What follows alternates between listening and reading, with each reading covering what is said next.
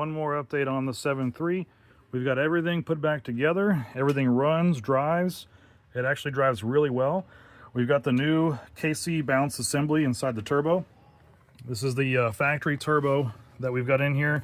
I did install the Big Head Banks wastegate controller. And then obviously we have the riffraff boost fuller over here.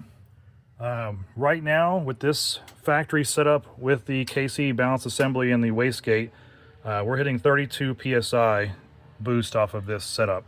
And I'm reading the boost directly off the intake spider, right there where the air intake heater used to be. So that's a prime spot to measure boost because that's right before it goes into the intake plenum. I will say with all the upgrades, it does run really nice. Again, we've got the S&B cold air intake system on here, which we had before, but with that KC balance assembly inside the turbo, it did get rid of the compressor surge, that noise I was hearing under high boost. It does still have quite a bit of air come back out as more of a solid swoosh sound, but it does get rid of the chirping, which is great.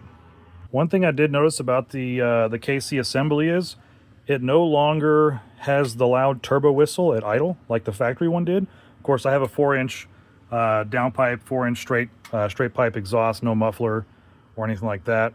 And you could hear the turbo kind of the whistle chatter at idle. And with the KC, you cannot hear it at all. It's just exhaust note. But the turbo spool up is much louder when you finally get moving.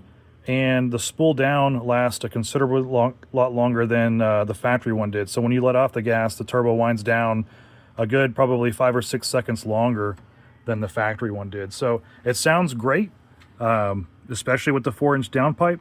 I would say definitely get you a straight pipe if that's something you're going to want to do. And obviously we eliminated a couple of the restrictions in the turbo. We got rid of the back pressure valve and completely yanked that out and got the high flow outlet on there.